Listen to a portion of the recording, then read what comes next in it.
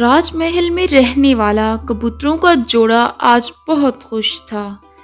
سفید کبوتر اور کبوتری، جس کو پیار سے سب پنکی کہتے تھے، ان کے انڈوں میں سے ایک خوبصورت نرم و نازک سی بچی نکلی تھی۔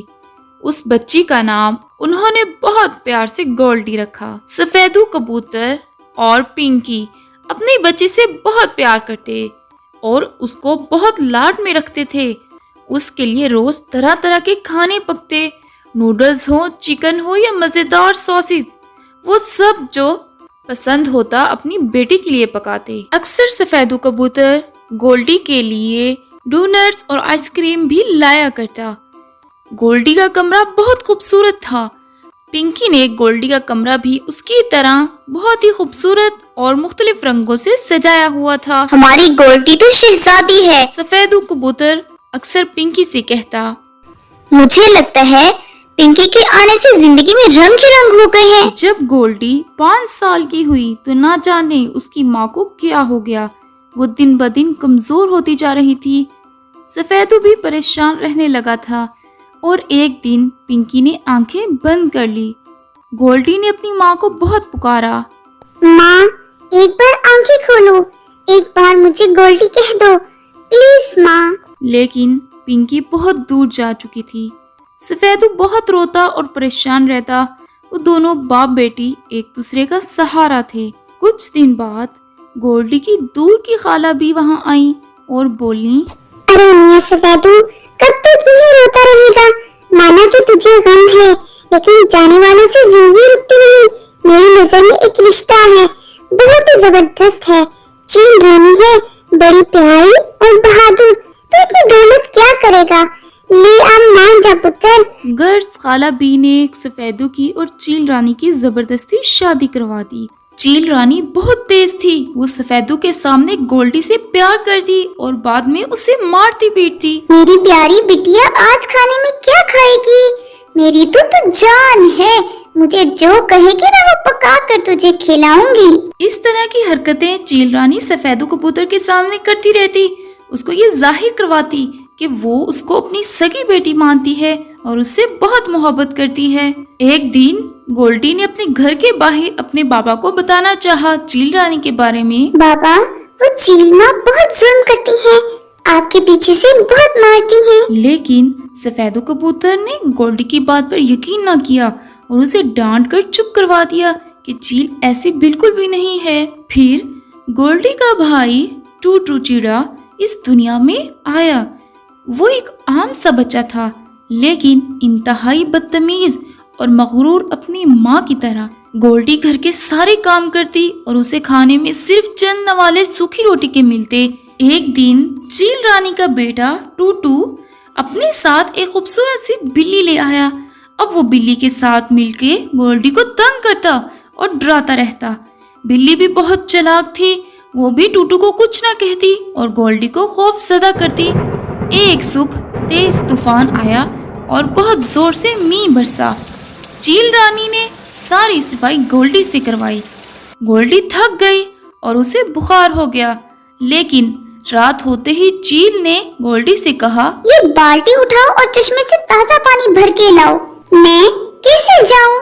جب گولڈی نے یہ بات چیل رانی سے کہی تو چیل رانی نے کہا، اچھا زبان چلاتی ہے میرے ساتھ۔ یہ کہہ کر چیل رانی نے گولڈی کو کہا کہ گھر سے باہر نکل جاؤ اور جب تک پانی نہیں لاؤ گی تو اندر آنے نہیں دوں گی۔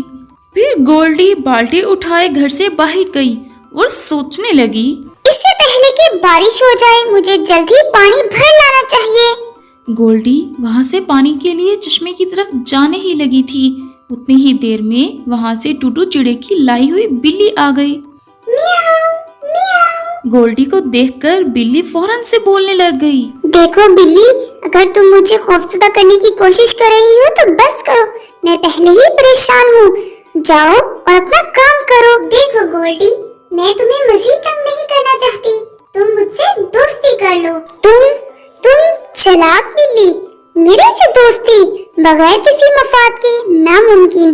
سچ بتا دو کیا منصوبہ ہے؟ گولڈی نے ٹوٹو بلی کو جواب دیا، چلو اگر تمہیں نہیں یقین تو سنو، اب अपने हिस्से का दूध मुझे दे दिया करो। अच्छा, तो ये मतलब है, चलो ठीक है। अब रोज ऐसे ही होने लगा। गोल्डी मजीद कमजोर होती जा रही थी। उसे अपनी माँ भी बहुत याद आती।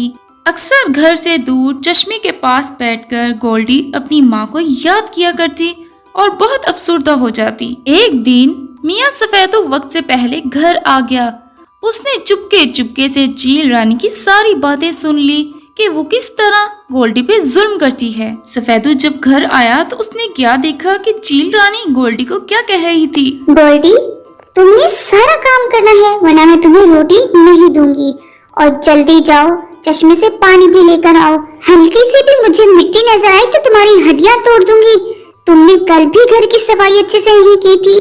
चील रानी जब ये सब गोल्डी से कह रही थी तो सफेदू ने पीछे खड़े होकर सुन लिया और फिर सफेदू चील रानी को बहुत जोर से गुस्से हुआ और कहा, अच्छा, तो तुम मेरी बेटी के साथ ये करती रही। मुझे गोल्डी ने भी कहा, लेकिन मैंने तुम पर यकीन किया।